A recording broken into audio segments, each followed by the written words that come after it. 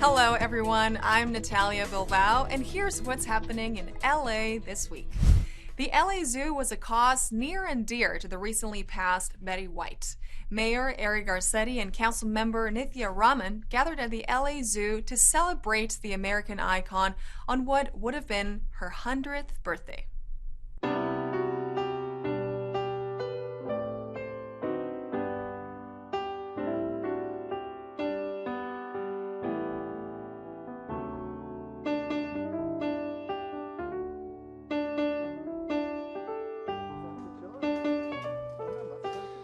Something feels a little incomplete here today, not just at the zoo, but in Los Angeles. And that's the loss of an angel here in the City of Angels, our dear friend, Betty White. I know we are all looking forward to celebrating 100 years with her, but heaven called her a couple weeks early.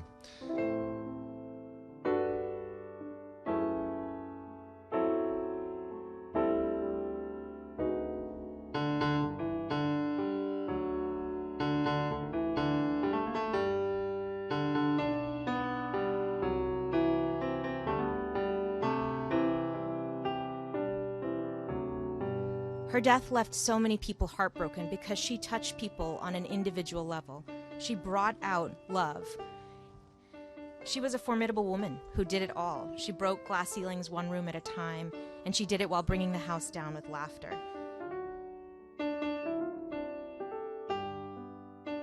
Betty White's love of animals was really expressed through her love and support of the zoo. And so for me to be here on her 100th birthday is a very, very meaningful thing for me. When she talked to you, she would take your hand and you felt like she was a friend forever. She was so sweet, so kind, people just felt good being around her.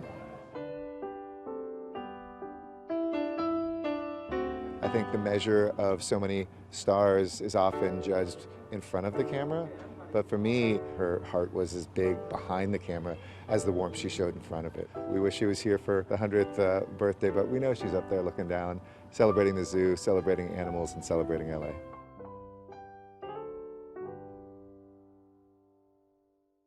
Have you been thinking of adopting a furry friend? Well, if that's a part of your New Year plans, LA Animal Services is working with local sponsors to make the adoption of 200 dogs free to Angelinos. We join our friends at the East Valley Animal Services Center to learn about the Live Large in 2022 campaign. Take a look. We're here at the East Valley Animal Services Center today because we're kicking off a free adoption weekend. Thanks to the Mayor's Fund for Los Angeles, they're sponsoring the adoptions of 200 dogs. For the first 200 dogs are adopted, they basically go home to the new families free of charge. That doesn't include the license fee for the dogs. During the past several weeks, we've actually seen a lot of medium and larger sized dogs come into our shelters. So we're really looking to the community to help us out and come into the shelters, meet their new best friend. And right now, with adoptions being free for the first 200 dogs, we really encourage people to come out and meet them. And what's great about this campaign called Living Large in 2022, we're also working with Best Friends. So after the first 200 dogs are adopted out, Best Friends is actually offering adoption fees of $22 for dogs over 40 pounds through the end of the month. To me, dogs can be someone's best friend. You can play with them, you can talk to them, you can take them on walks, you can just go outside. For me, I take my dog running up and down because I don't really have anyone to do that with me. It's really nice to just go home and see our dog because he's always waiting by the door, waiting for you, and as soon as you enter the door, he usually jumps on you, like sniffing you, saying, "Welcome home." It's nice to go home and see that. Fostering's fun to me because they'll give the dog a chance in a new house to meet some more people that they can call a family. And adoption is great because you can give the dog a life that's outside the shelter and you can have a new friend to equal into your family. When you adopt a pet from LA Animal Services, what's great is you get a pet that's already spayed or neutered, microchipped, licensed, and vaccinated. And so what's great about that is once you select your pet, fill out the paperwork, then your pet goes home with you with all those vaccinations up to date. And the microchip is really important. I'd really like to encourage the community to come out at this time because January, usually we see like a big influx of animals coming into the shelter. I was actually just walking the shelter earlier and we do have a lot of amazing dogs that are ready to meet you and looking for new homes.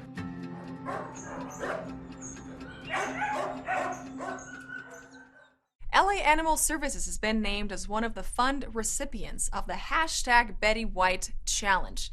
This campaign in honor of White's 100th birthday raised $12.7 million for animal shelters and rescues nationally. Council member Mitch O'Farrell recently teamed up with constituents for a community cleanup. Armed with rakes and gloves and the spirit of public service, the effort resulted in a cleaner, safer Robert L. Burns Park. Take a look.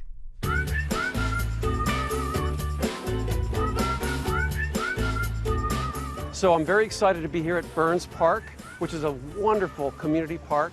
My team, KYCC, LA Conservation Corps, all these great volunteers with us today, and we did cleanups.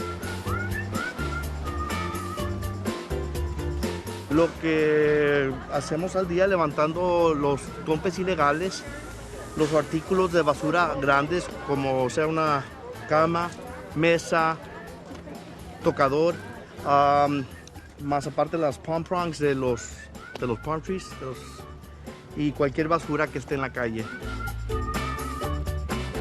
There are a lot of dangerous objects around and also bulky items that's like blocking the crosswalks and like the sidewalks as well.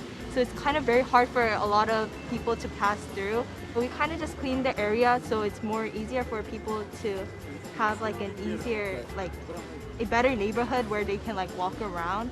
I think maybe this is the first time that there's like a whole work effort connected to the visit, which is great. That's what we need more of in Los Angeles. More people to volunteer, more people to put aside their weaponized language on social media and come and volunteer for something good. That's really the way of the future, and that's how we're going to improve the quality of life in all of our neighborhoods. Theft and burglary for motor vehicles are two types of crimes that residents deal with year-round. In an interview with Channel 35, Officer Drake Madison of the LA Police Department provides tips to help avoid being the victim to these crimes.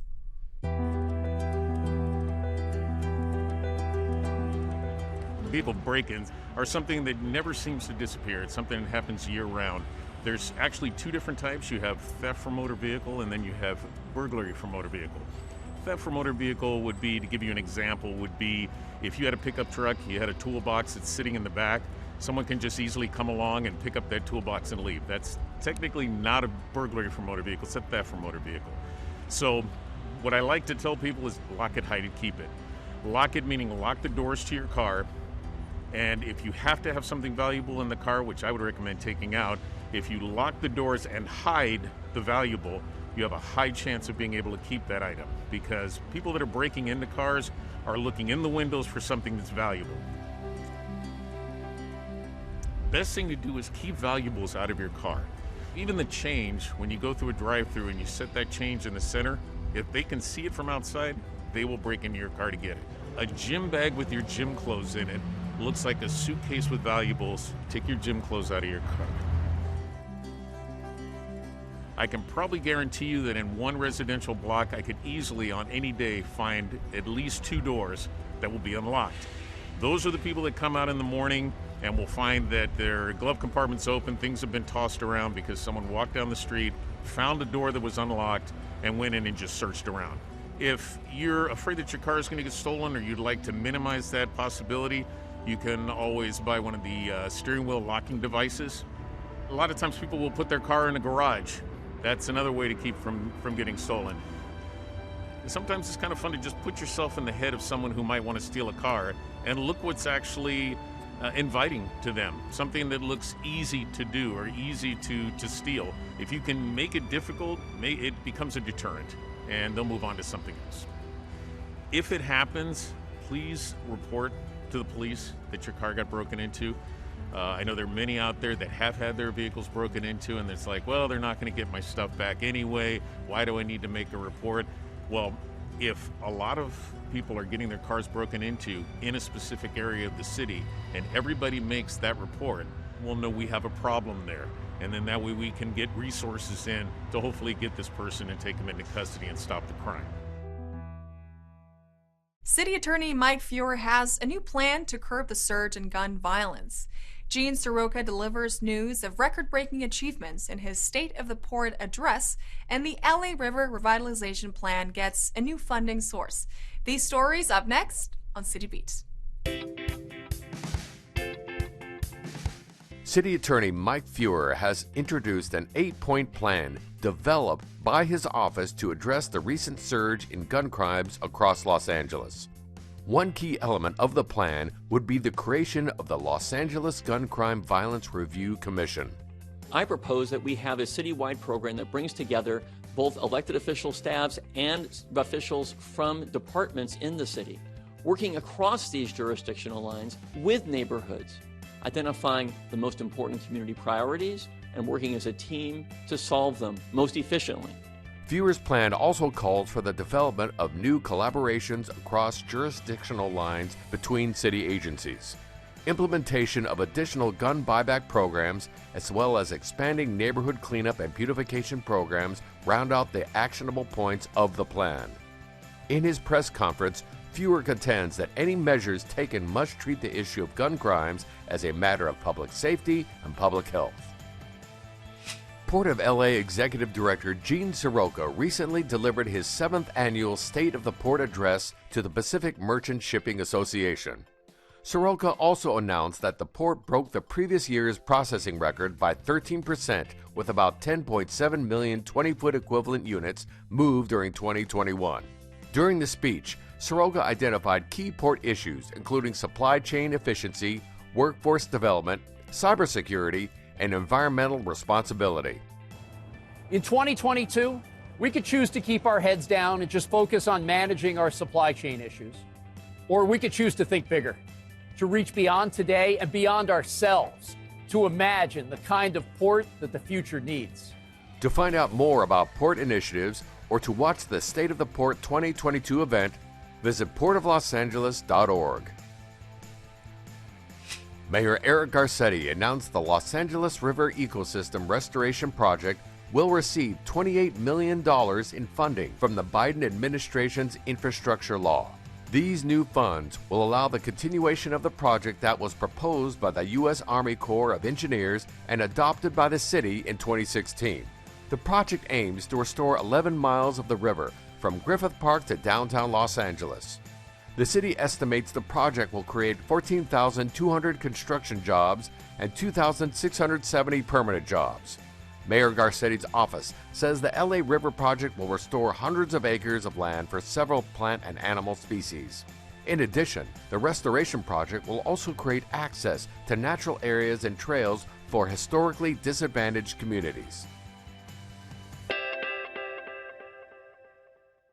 For Angelenos, the conversation about earthquakes revolves largely around items like supply kits and emergency plans. But there are also things you can do to help prevent catastrophic damage to your home if you act ahead of time. Jessica Kellogg with the Emergency Management Department talked with Channel 35 about programs and services being offered for seismic retrofitting. Take a look. Seismic retrofitting is making sure that your house has the foundation and stabilization it needs to withstand earthquake. Really looking into your house and its structure and talking to your landowner and discovering what updates need to be done in order for your building to withstand earthquakes and other impacts. Wood frame buildings, because of their flexibility, usually are the best performing buildings in an event of a major earthquake. But the only issue with this building is what we call the soft story condition. Soft story condition is the areas that are under the building that are weak. When the movement happens of a major earthquake, that's where you have a tendency for collapse. That's why we go in, we create foundation, new foundation, grade beam, we put in these steel columns and a beam. Those are how we can design it. These buildings are very popular within the city of Los Angeles, and we want residents to know that they can work independently as homeowners and with their landlords to update the seismic retrofitting that's needed for their building to withstand an earthquake. I think the biggest obstacle most people would think of is the monetary expense that it takes to retrofit a home, but we do have support available through the Department of Building and Safety, and there is a Soft Story retrofitting page and program that you can look into. And there's also the California Earthquake Authority that basically provides a great overview on what retrofitting entails and how you can go about updating your home. So this is really a topic that all Angelenos should care about. Residences, businesses, government, environmentalists, people who care about social equity.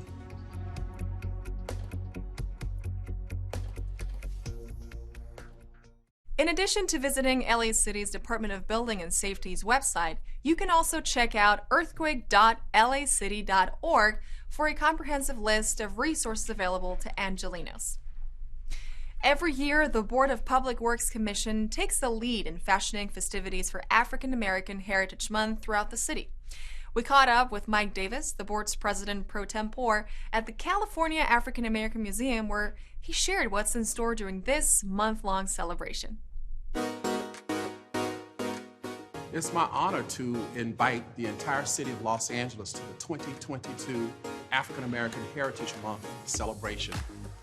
We have a roundtable discussion on Thursday, February 3rd, with scholars from various universities who are chair of African American Studies Department in Los Angeles County. Second, we have our hallmark event, Open Ceremonies. And in that event, we will honor the Honorable Shirley Weber, who is the first African American woman Secretary of State for California, and Dr. John Griffith, who is the CEO of Kedron Health Center. And finally, we will honor the Honorable Eric Taylor, who is the second African American to chair Los Angeles Superior Court. And our Hallmark Award will be the Living Legend Award, which will be given to the Whispers. That includes two twins, Wallace and Walter, who grew up right here in Los Angeles in Jordan Downs. And on February 22nd, we will have an evening with authors. We want to not only encourage people to write books, but the mayor also wants to encourage reading among the residents of Los Angeles. Additionally, the Contract Administration Bureau is developing an event where small businesses can get an opportunity to be recruited and to interview for small business jobs. And this event will allow minority and women firms to get interviews with the major contractors to do business with the city of Los Angeles. And finally, we are doing our closing ceremony where we will pay a tribute to Charlie Sifford. He was the first African American to be on the PGA Tour. Additionally, we are going to recognize African American achievers who work for various departments in Los Angeles where they have nominated them for recognition for their work over the last year. It is important for people to celebrate African American History Month so that they can increase their awareness about how every community needs each other and how we all have benefited from one another. And when we know the history of each other, then we have a better awareness of how and why we should appreciate one another. It has been called the beginning of the renaissance of Avalon Boulevard. Joining the movement is a new mural by artist Timothy Robert Smith, which was recently dedicated in Council District 15. Wilmington residents welcomed Apparatus, which depicts community leaders in their busy Port Side neighborhood. Check this out.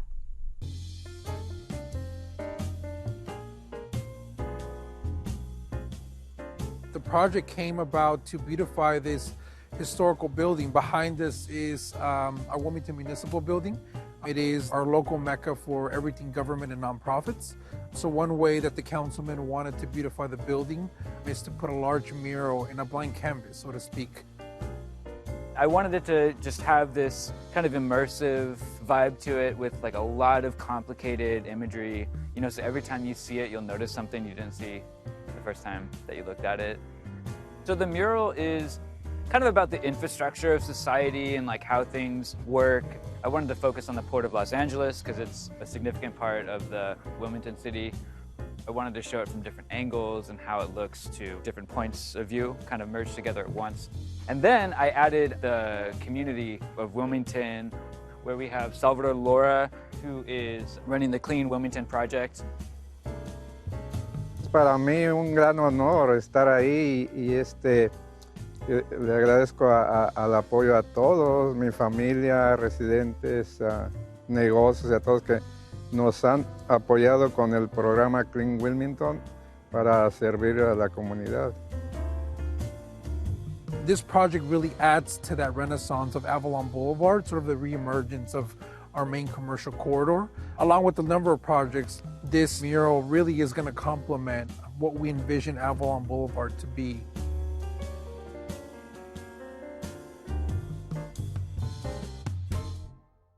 During his entire career, Anthony Mack has been a strong advocate of social justice, economic empowerment, and education for African Americans and other minorities from underrepresented communities. In our featured story this week, Maria Hallbrown speaks with the current president of the Los Angeles Human Relations Commission about what he sees as his role as president and the commission's goals and functions.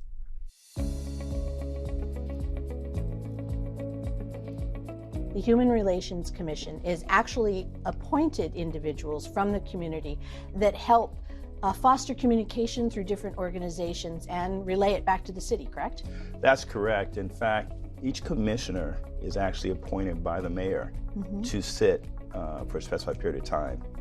And we come from a whole host of backgrounds, various communities, deliberately to properly reflect the diversity of our beautiful city of Los Angeles. Okay, so under your leadership, where do you see the priorities? I can assure you one thing we do want to do is I like to see, and that is to lean heavily on the mission of our commission, which is eradicating discrimination, programs that are going to address the hate crimes that have just been really rising as of late, the inequities that have been exposed from things such as COVID, and continue to identify programs that are going to continue to bridge all of our communities together.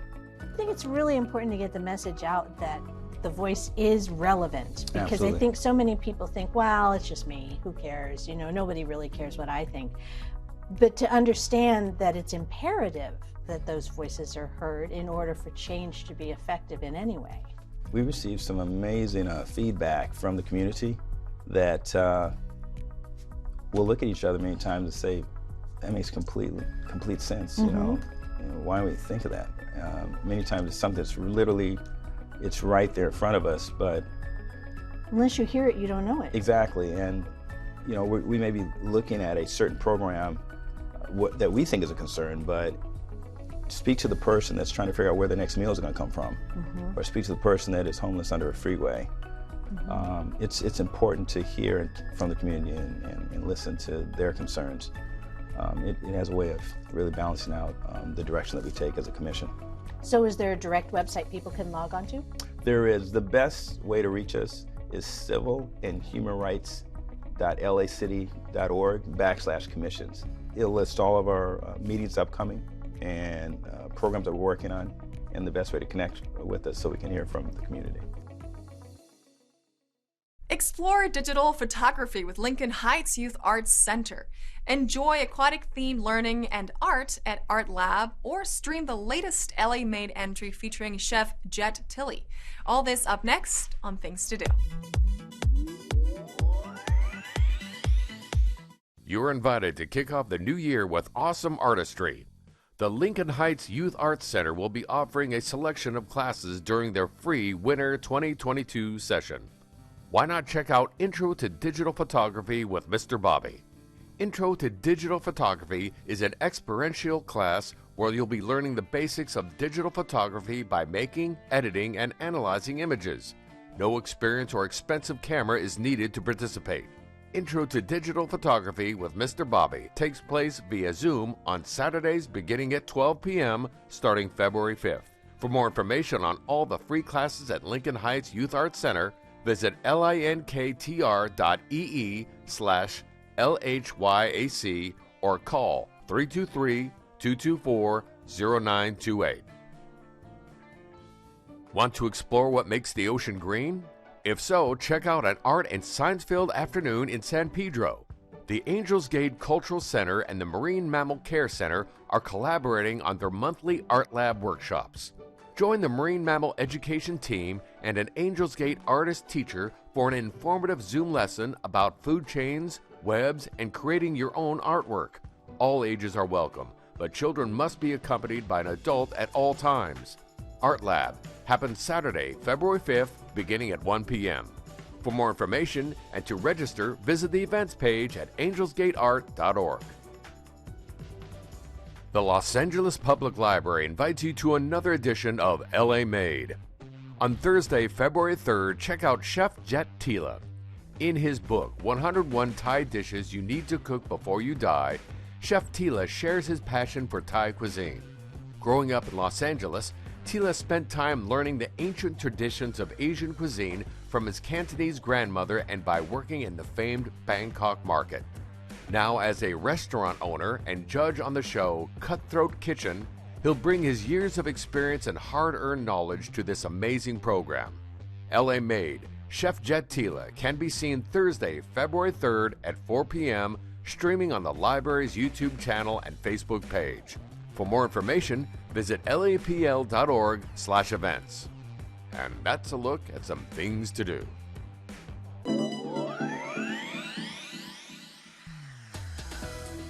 And that's it for this edition. I'm Natalia Bilbao, and from all of us here at LA This Week, thank you so much for joining us. A reminder that you can catch us online at lacitywview.org, and we're also on Facebook, Twitter, and YouTube. See you next time for more LA This Week.